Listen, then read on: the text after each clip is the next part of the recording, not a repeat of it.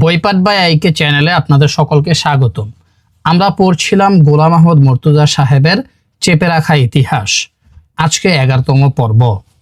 ইতিহাসে মাহমুদের স্থান নির্ধারণ করা কঠিন নয়। সমসাময়িক মুসলমানরা তাকে গাজী ও ইসলাম নেতা বলে জানতেন। হিন্দুরা অনেকে আজ পর্যন্ত তাকে নিষ্ঠুর, অত্যাচার, আদি হুন এবং মন্দির ও মূর্তি ভঙ্গকারী বলে মনে করে থাকেন। কিন্তু যিনি সে যুগের খবর রাখেন তিনি অন্য মত পোষণ করতে বাধ্য। নিরপেক্ষ ঐতিহাসিকদের চোখে মাহমুদ একজন শ্রেষ্ঠ জননেতা, ন্যায়পরায়ণ সুলতান, সাহসী ও প্রভাবশালী সেনাপতি এবং জ্ঞান বিজ্ঞান শিল্পকলার উৎসাহদাতা ছিলেন। তিনি পৃথিবীর সর্বশ্রেষ্ঠ রাজা বাদশাহের এক আসনে বসার জন্য সমকক্ষ। সবশেষে আর একজন হিন্দু ঐতিহাসিকের মূল্যবান উদ্ধৃতি দিয়ে প্রসঙ্গ শেষ করতে চাই।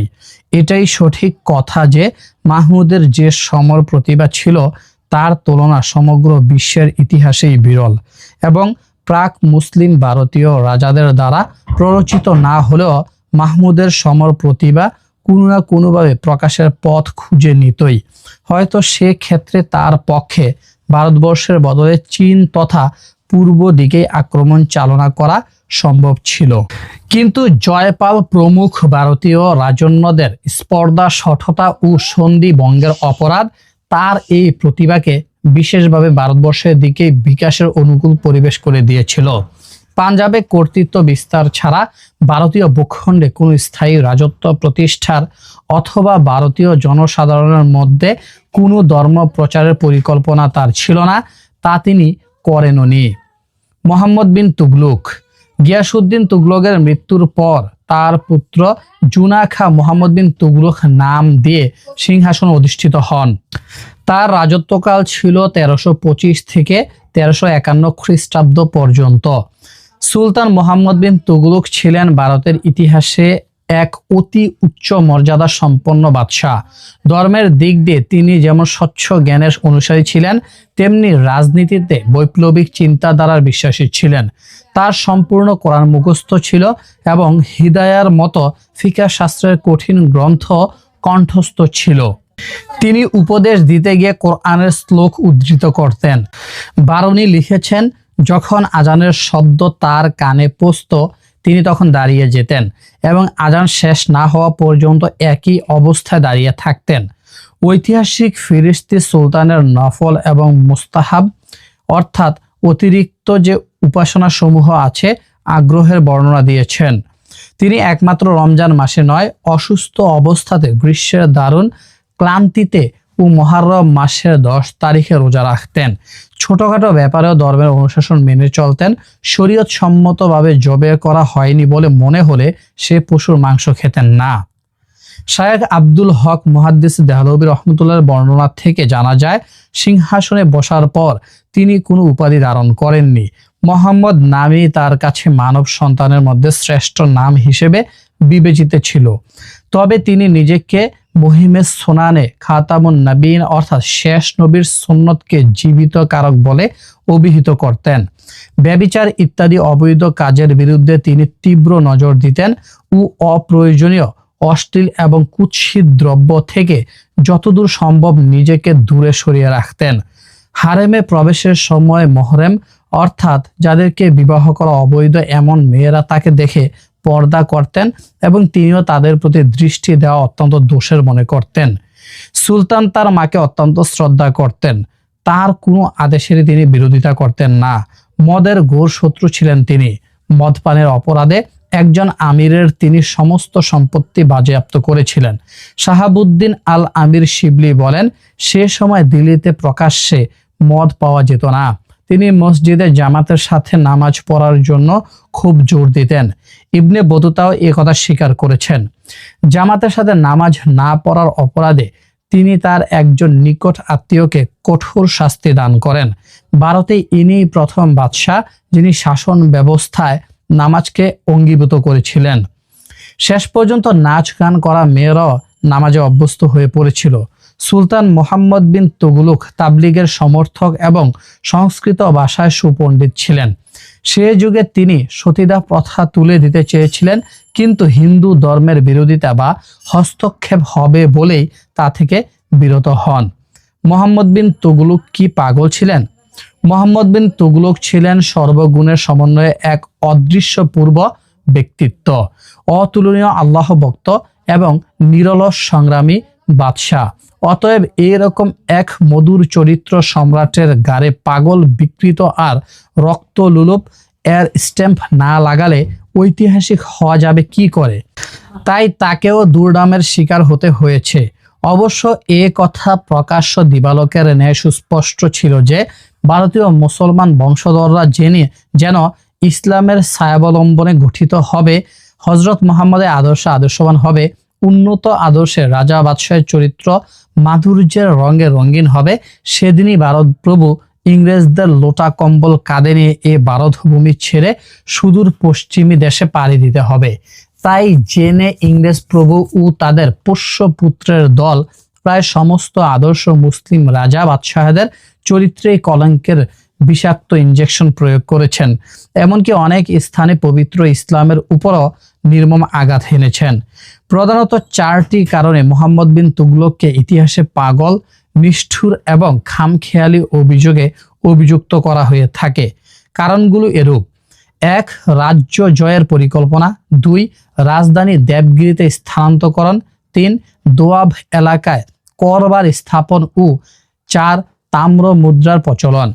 এবার কারণগুলো যথার্থতা ও যুক্তিকতা নিয়ে কিছু আলোচনা করা যাক। 1. ঐতিহাসিক জিয়াউদ্দিন বারনী লিখেছেন, খোরাসান অভিযানের উদ্দেশ্যে মোহাম্মদ বিন তুগলক 3,70,000 সৈন্য সংগ্রহ করে অবশেষে এ পরিকল্পনা ত্যাগ করেন।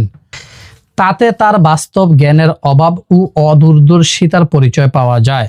উল্লেখ করা যেতে পারে বারনী সাহেবের লেখা পক্ষপাত দোষে দুষ্ট, কারণ তিনি তার রচনায় খোরাসান জয়ের পরিকল্পনা কেন ত্যাগ করা হয়েছিল তা বলেননি। তবে সে তথ্য আমাদের হাতে জমা আছে। পারস্য ও মিশরের মধ্যে মনোমালিন্যের পরিপ্রেক্ষিতেই এই পরিকল্পনা গ্রহণ করা হয়েছিল, কিন্তু পরবর্তী সময়ে পারস্যের আবু সাইদ ও মিশরের আন নাসিরের মধ্যে হৃদ্যতা গড়ে ওঠে। তখন বাধা হয়ে মোহাম্মদ বিন তুগলক তার পরিকল্পনা ত্যাগ করেন। অতএব এ ক্ষেত্রে তার জ্ঞানের অভাব বা অদূরদর্শিতার পরিচয় পাওয়া যায় না, বরং তার শান্তিকামী মনের পরিচয় ফুটে ওঠে।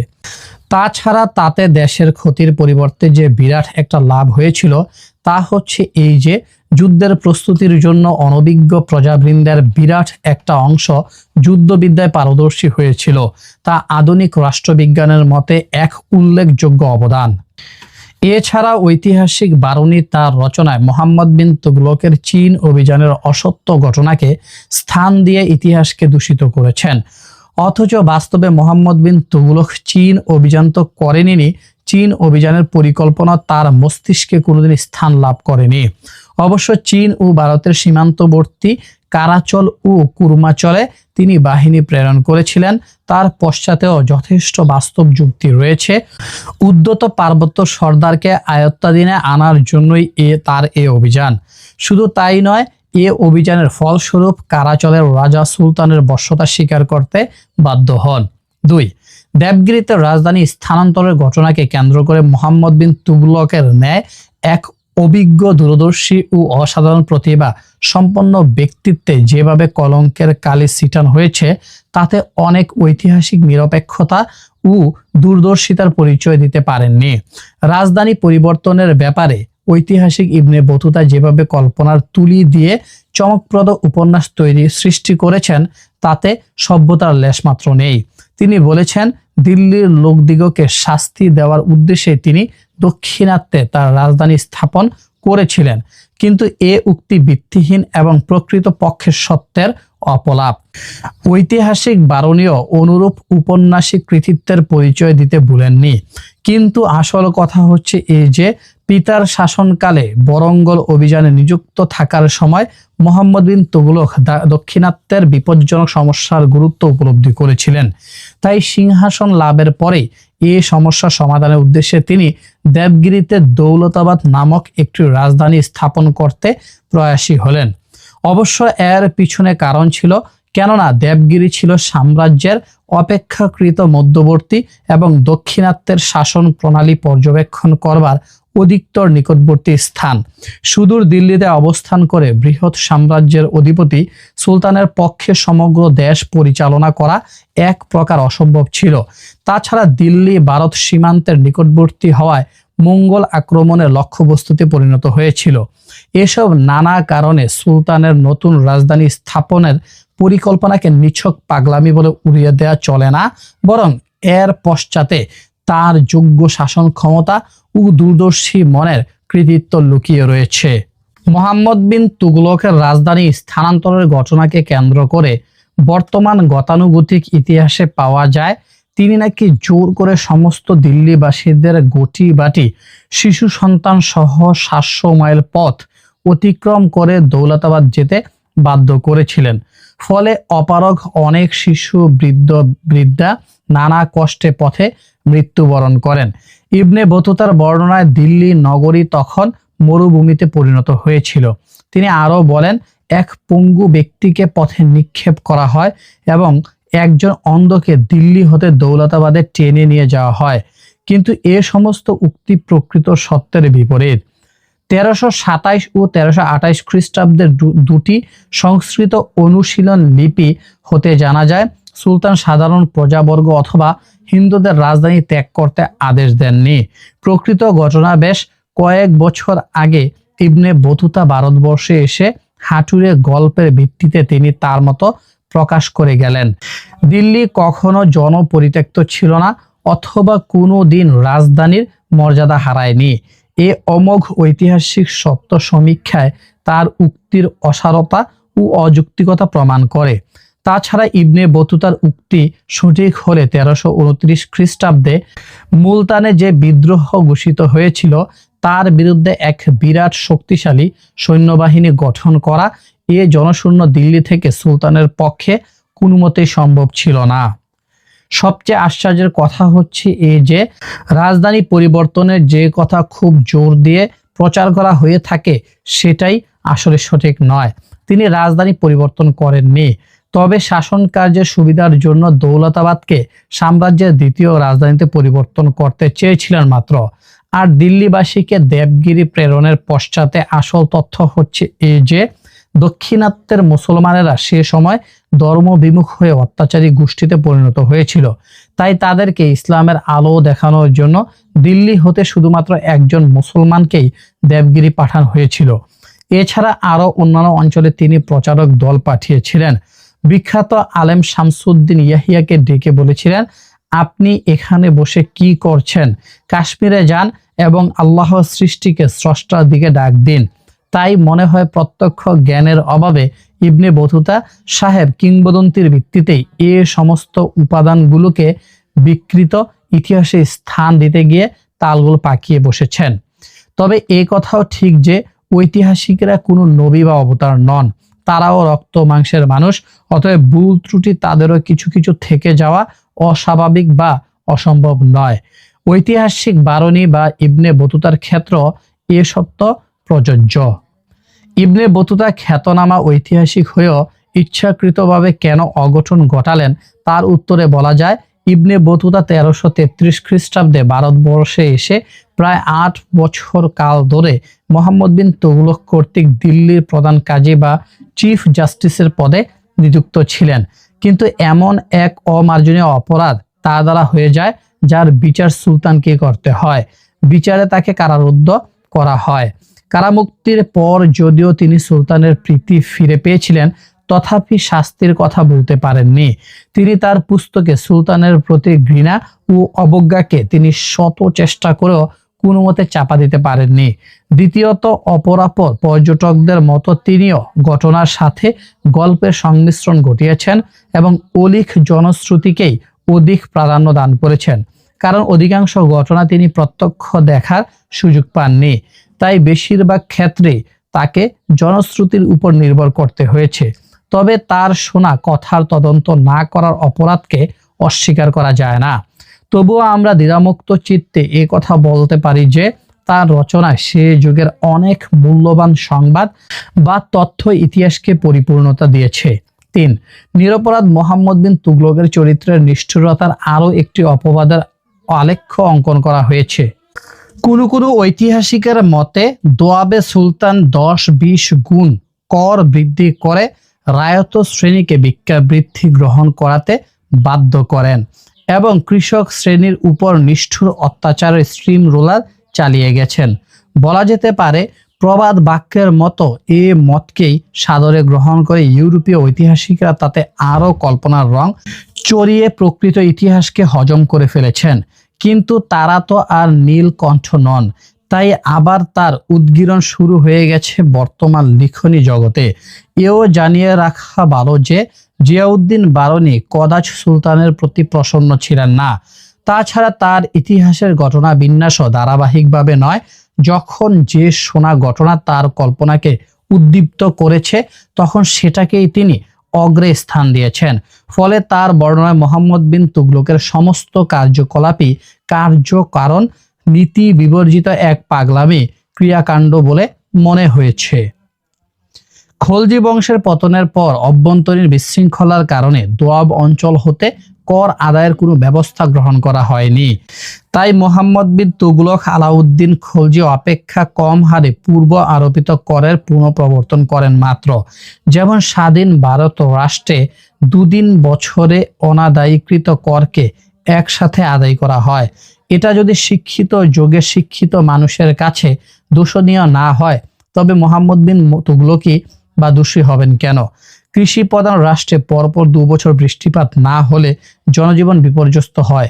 মোহাম্মদ বিন তুগলকের সময়ে দোয়াব অঞ্চলে 2-1 বছর নয়, পরপর 7 বছর অনাবৃষ্টি হয় এবং এর ফলে সেখানকার জনসাধারণকে এক দারুণ দুর্ভিক্ষের প্রকোপে পড়তে হয়েছিল।